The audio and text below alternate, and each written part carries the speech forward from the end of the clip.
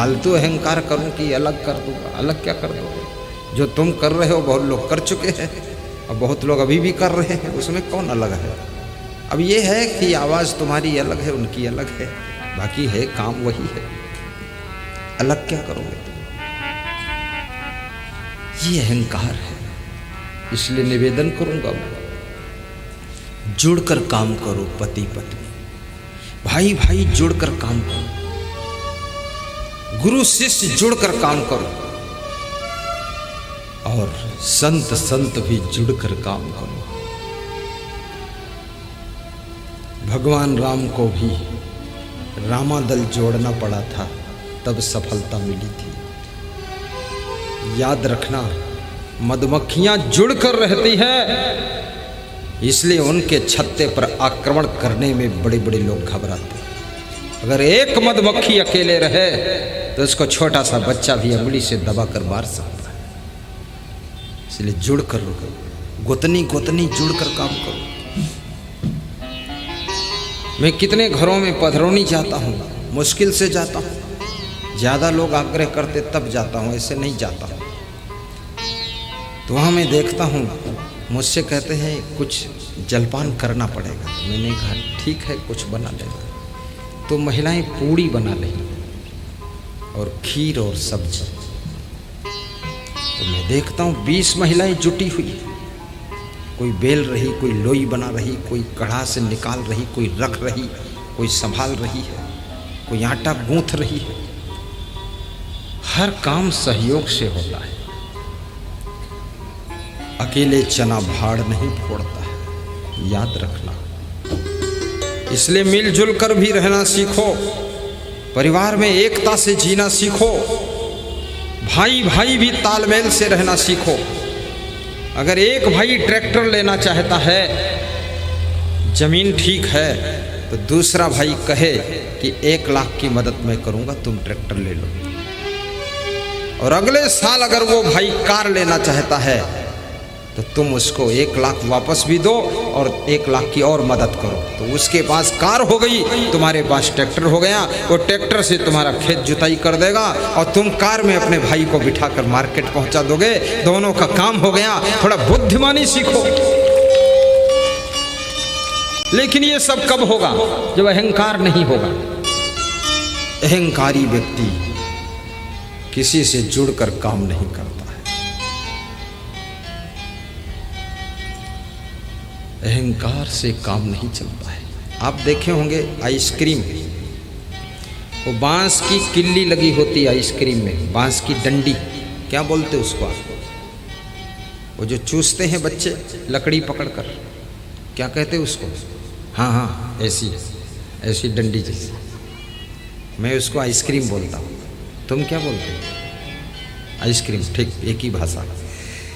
Ice cream, देखिए ice cream है, लेकिन वो आइसक्रीम में नीचे बांस की डंडी लगी है। बांस की डंडी वो क्यों लगी है? लोग आइसक्रीम खरीदते हैं, उस बांस की डंडी को, उस लकड़ी को कोई नहीं खरीदता। लेकिन वो लकड़ी आइसक्रीम में फंसी हुई है। फंसी नहीं, फंसाई गई है। अपने आप थोड़े फंस गई जाकर वहां, उसको फंसाया गया। क्यों? क्योंकि आइसक्रीम ठंडी है, उसको पकड़ नहीं सकते। तो उस बांस की किल्ली को पकड़ते हैं लोग हाथ में और आइसक्रीम को चूसते हैं। आइसक्रीम के साथ में वो बांस की डंडी जुड़ जाती है, बांस की लकड़ी जुड़ जाती है, तो बांस की लकड़ी भी आइसक्रीम के रेट में बिक जाती है और आइसक्रीम के साथ उसका सम्मान होता है और उसको पकड़ करके लोग चूसते हैं। लेकिन जब वही लकड़ी आइसक्रीम का साथ छूट जाता है तो उस लकड़ी को लोग कूड़ेदान में डाल देते हैं, फिर उसको कोई नहीं पकड़ता है, फिर उधर फेंक देते हैं उसको। याद रखना, जुड़ने से कीमत है आपकी। हमारा एक संत है, वो बैठा हुआ, खड़े हो जाए, ये कह रहा था आपके साथ में हम लोगों की भी बहुत कीमत है। वो भी बढ़िया मिनरल वाटर खूब पीता है, भक्तों को बताता रहता गुरु जी के लिए ले आओ 2 पेटी, और 1 पेटी खुद पीता है। एक बार मैं विदेश गया था, बैठ जाओ बैठ जाओ, तो ये 8-10 संतों को मैं एक मध्य प्रदेश के गांव में छोड़ गया। तो भगत एक दिन तो इनको सब्जी ला कर दिया, ये 5-6 दिन रहे, दोबारा सब्जी ही नहीं लाया, बस रोटी नमक खाओ।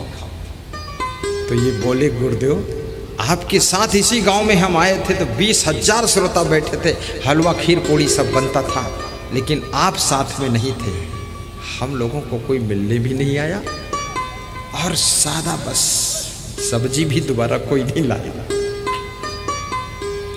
एक महान गुरु के साथ जुड़ने से शिष्यों का भी सम्मान बढ़ जाता है, याद रखना। ये फूलों के साथ में धागा जुड़ गया, इस धागे का भी सम्मान बढ़ गया। ये धागा गले में पड़ा हुआ है, देखो। और धागा अगर फूल के साथ न जुड़े तो फूल माला नहीं बन सकता है,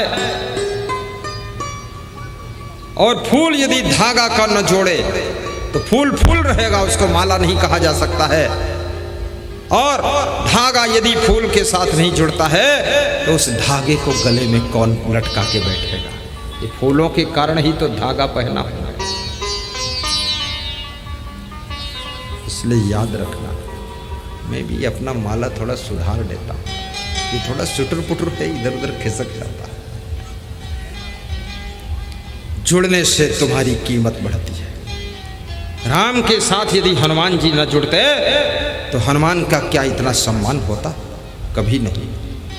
हनुमान को इतनी क्या सेवा करने का अवसर मिलता? कभी नहीं। याद रखना, तुम्हारे अंदर जो शक्ति है, तुम्हारे अंदर जो कला है, तुम्हारे अंदर जो गुण है, तुम्हारे अंदर जो बुद्धि है, वो किसी विशेष व्यक्ति के साथ में जब तुम जुड़ जाते हो, तुम्हारी बुद्धि, तुम्हारी कला, तुम्हारे गुणों का सदुपयोग होता है, तभी तुम्हारी कीमत बढ़ती है और तुम्हारा भी सम्मान होने लग जाता है।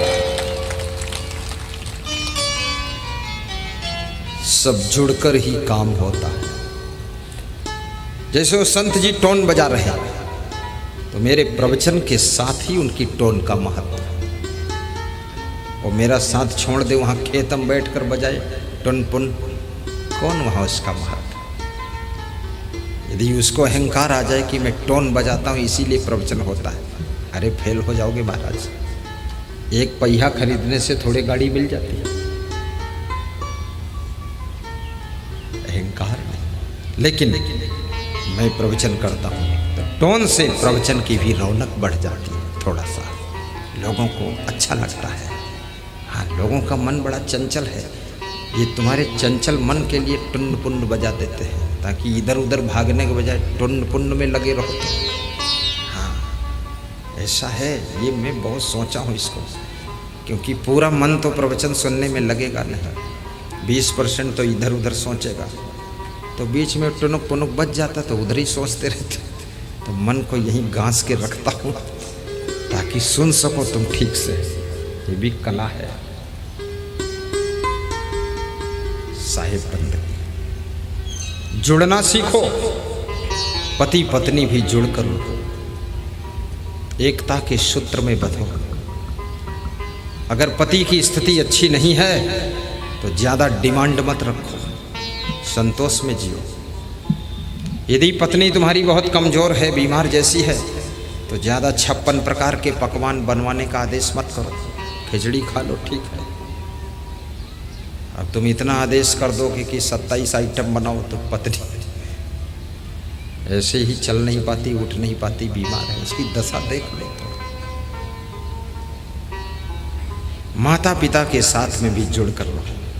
माता पिता बुढ़ापे में सास ससुर कोई काम कर सके ना कर सके, लेकिन तुम्हारे घर के द्वारपाल हैं, कम से कम कोई अतिथि आता है तो उससे राम राम करते हैं और उससे बातचीत करते हैं। ये भी बहुत बड़ा काम है, बातचीत करना, राम राम करना, अतिथि से बोलना, अन्यथा तुम्हारा घर शमशान घाट हो जाएगा जब वहाँ कोई बोलने वाला ही नहीं। मेरा गुरु 100 साल की उम्र का है, आश्रम में रहते हैं, तो मैं फ्री हो गया। जो कोई आता उसको दर्शन देते हैं गुरुदेव, और बंदगी करता है, गुरुदेव को दक्षिणा देता है, गुरुदेव प्रसाद देते हैं, आशीर्वाद देते हैं। हम छुट्टी पा गए, हम झारखंड आ गए, दुमका में प्रवचन सुना रहे, नहीं उस लफड़े में हमको फंसना पड़ेगा, वहाँ बैठना पड़ेगा। मैं यहाँ से जाता हूँ, गुरुदेव को बंदगी कर लेता हूँ, चरण छू लेता हूँ, कहता हूँ गुरुदेव आपकी कृपा है और आपकी वजह से हम लोग सब सत्संग कर रहे हैं। गुरुदेव खुश हो जाते हैं और कोई हमको ला करके कुछ नाश्ता बढ़िया दे देता है तो उसको ले जाकर गुरु जी को दे देता हूँ। कल मेरे पास एक भक्त लाया था नाश्ता, खड़े हो जाओ अशोक सिंह, ये भक्त चना का लड्डू बना कर लाया और पता नहीं 2-3 आइटम और लाया, मेरे को नाम नहीं मालूम। तो मैंने सोचा ये खराब तो नहीं होगा, पूछा, बोला 1 महीना खराब नहीं होगा। मैंने कहा 1 महीने में तो गुरु के पास पहुंच जाऊंगा। तो रखवा दिया उसको, गुरु को दे दूंगा, गुरु खुश हो जाएगा। केवल चना चबवा दो, गुरु खुश है, पहरेदारी करते रहेंगे, दर्शन देते रहेंगे, हम फ्री हो गए। सास ससुर को केवल सुबह सुबह एक चाय पिला दो, दोपहर में भोजन खिला दो और शाम को थोड़ा आधा गिलास दूध दे दो और पाँव छू लो, सास ससुर मगन हो जाएंगे, तुम्हारा गुणगान करेंगे और तुम फ्री हो गए। घर बचाए, कुत्ता बिल्ली बचाएंगे वो, तुम आराम से अपना काम करो। ये तो बहुओं को ज्ञान नहीं है, इसलिए सास ससुर से टक्कर ले लेती है, मुंह फुलाकर घूमती रहती है और फिर दाई को ढूंढती है कि दाई, और दाई आती है वो 5000 महीना वेतन भी लेती है और बच्चों के संस्कार बिगाड़ती है, क्योंकि वो तो पता नहीं साधारण है किसी घर से, उसको इतना ज्ञान कहाँ है। दाई बच्चों को खिला रही, अरे वो दाई माई की क्या जरूरत, तुम्हारी सासू है ना, उसी को दाई मान लो। बिना वेतन की दाई, पैसा भी खर्च नहीं होता, बस खाली बस इतना ही करना, सासू की पाँव छू लो, कह दो सासू जी तुम्हारा ही सहारा है, एक तू ही सहारा मेरी सासू जी। सासू कहेगी अरे तू चिंता मत कर, मैं तो अभी ताकतवर हूँ, सब कर दूंगी। हाँ कह दो बस बस यही चाहती सासू जी। ऐसे पीठ ठोक करके थपथपा करके सासू से खूब रगड़ी मारकर काम लेना चाहिए। होशियार बनो। मैं तो अभी भी अपने गुरु से काम लेता हूँ, सही बात है, खूब काम लेता हूँ। और गुरु जब काम में जुट जाता तो मैं जाके आराम करता, सो जाता था, फिर आता हूँ तो गुरु जी बोलते हैं तुम जाओ यहाँ से। तो हमने कहा कहाँ जाए, बोले तुम पढ़ो लिखो जा करके, तुम्हें प्रवचन सुनाना है। और भक्त लोग आए उनको मिल लो जाकर। हमने कहा मैं भी आपके साथ जुट जाता। अरे बोले ये तो हम कर देंगे, तुम जाओ। हमने कहा हाँ हाँ गुरुदेव ठीक, निकलो, अपना जुट गए। गुरु को भी गांठ कर रखो, मूर्खता मत करो। गुरु से नाराज होकर के कमंडल है अलग हो मत, मूर्खदास। हाँ। अपनी बहू को भी गांठ कर रखो, बहू से भी नाराज मत हो। अरे बहू नहीं होगी तो आगे का वंश कैसे चलेगा। सासू क्या अजर अमर विनाशी है। सासू का शरीर शांत होगा, मृत्यु होगी तो इस घर का मालिक कौन बनेगा। ये घर का अधिकार किसको दोगे। ये घर में बच्चे पैदा कौन करेगा, कौन लेगा, कौन दीपक जलाएगा। इसलिए बहू को धन्यवाद दीजिए और कहिए कि धन्य हो बहू, ये तेरा ही घर है, तेरा ही सब है, तो चिंता मत कर बहू, मैं तेरे साथ हूँ। और बहू को भी प्रेम से रखना चाहिए। पड़ी रहने दो उसको, पड़ी रहने दो। वो रिटायर सासू है, पड़ी रहने दो। पागल है वो भी, बहू की सताई हुई है, घायल है, यहाँ पड़ी है, मलहम पट्टी हो रहा है। याद रखना, अपनी बहू को भी प्रेम से रखो। कहाँ मिलते हैं लोग संसार में। देवरानी जेठानी को भी प्रेम से रखो, गोतनी को। कभी तुम बीमार हो जाओगी तो गोतनी आकर भोजन बना देगी तुम्हारे घर में। और गोतनी से लड़ाई है तो फिर कुतनी ढूंढोगे कहीं से, कुतनी आएगी, आधा बनाएगी, आधा चुरा कर ले जाएगी शक्कर उक्कर रसोई से। तजुर्बा सीखो, अपनी गोतनी को गांठ कर रखो। गुरुओं को चाहिए कि अपने शिष्यों को भी प्रेम देकर रखें। कितने गुरु भी लट्ठा धीराज है, ऐसा बाणा फेरता है, बाणासुर। ऐसा क्या खबरदार, समझ लेना मैं ही अकेला हूँ, रावण हूँ। अरे रावण मत बन, तुम्हारे मरने के बाद इस आश्रम को कौन चलाएगा। शिष्यों की जरूरत है।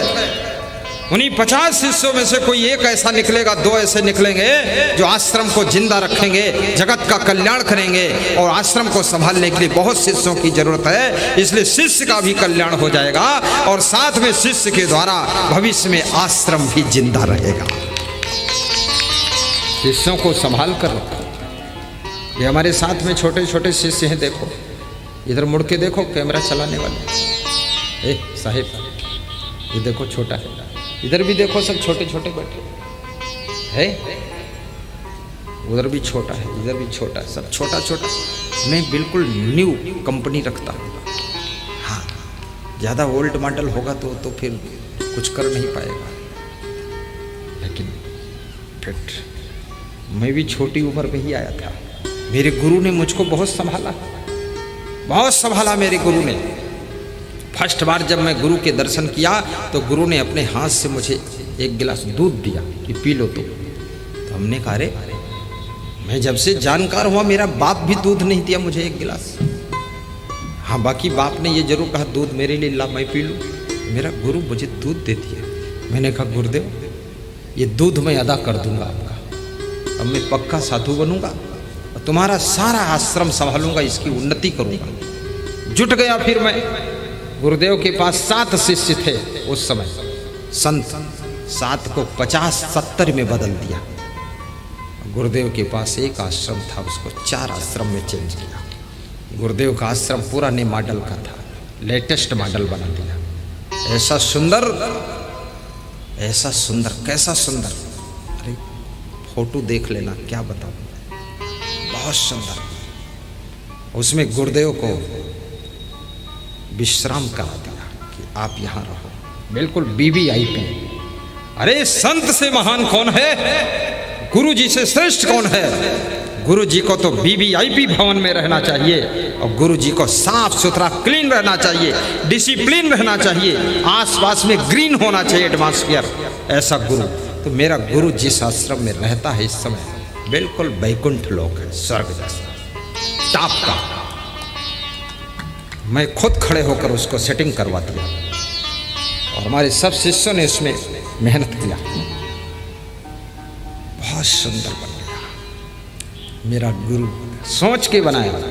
गुरु कमरे से निकलता है 5 कदम अगर दाहिने बढ़ जाए, खुला में बैठकर दर्शन दे और धूप लगेगी गुरु को, और 5 कदम यदि बाएं बढ़ जाए तो हाल में उसकी गादी लगी, वहाँ बैठकर दर्शन दे तो उसके ऊपर धूप नहीं लगेगी। अब 5 कदम पीछे बढ़ जाए तो अपने बेड पर पहुँच जाएगा। और मैं कभी भी जाऊंगा अपने रूम में तो गुरु का दर्शन होगा, वहीं से रास्ता बनाया हुआ कि गुरु के गेट से रास्ता। ऐसा नहीं कि चुपचाप जा रहे हैं अपना सो रहे, नहीं, गुरु जी का दर्शन करके जाओ। अंदर प्रवेश करते हो गुरु का दर्शन, घर में प्रवेश करो, माँ बाप का दर्शन करो, सास ससुर का दर्शन करो, 1 मिनट उनसे प्रणाम करो, राम राम करो। देखो आपके माँ बाप बीमार नहीं होंगे, आपके सास ससुर अस्वस्थ नहीं होंगे, प्रसन्न रहेंगे। आपका गुरु जल्दी बीमार नहीं होगा, लंबी उम्र को प्राप्त होगा। याद रखना, बूढ़े बुजुर्गों को कुछ नहीं चाहिए, केवल आपका प्रेम चाहिए, आपकी प्रसन्नता चाहिए, वह खुश हो जाएंगे। जो उनको जरूरत थी, जिंदगी भर में मेहनत कर लिया, कमा लिया, बना लिया, सब कर लिया, धर लिया, अब तो केवल जर्जर उम्र है। आप उनसे प्रेम से बोल दोगे, यही उनकी खुराक है। उनके पास बैठकर थोड़ा हंस लोगे, उनकी कमजोरी मिट जाएगी। कितने लोग अपने घर के बूढ़ों के पास बैठते ही नहीं, बूढ़ा अकेला बैठा हुआ झक मार रहा, बहुत पाप लग जाएगा। उनके पास बैठो और उनको हंसाओ भी। हम लोग अपने गुरु को हंसाते भी हैं जोर से। 100 साल की उम्र में वो हंसते हैं, इतना उनका हंसने का स्वभाव नहीं, फिर भी ऐसी बात कहूँगा, हंसते हैं और कपड़ा मुंह में लगा के ऐसे हंसते हैं, थोड़ा शर्मा जाते हैं ना, ज़्यादा हंसी आ जाती है। गुरु को भी खुश रखो, सास ससुर को खुश रखो, बहू को खुश रखो, शिष्यों को भी खुश रखो। कोई गलती करे तो समझा दो, ज़्यादा गलती करे थोड़ा डांट दो, और डांटने के बाद फिर उसको एक पेड़ा खिला दो।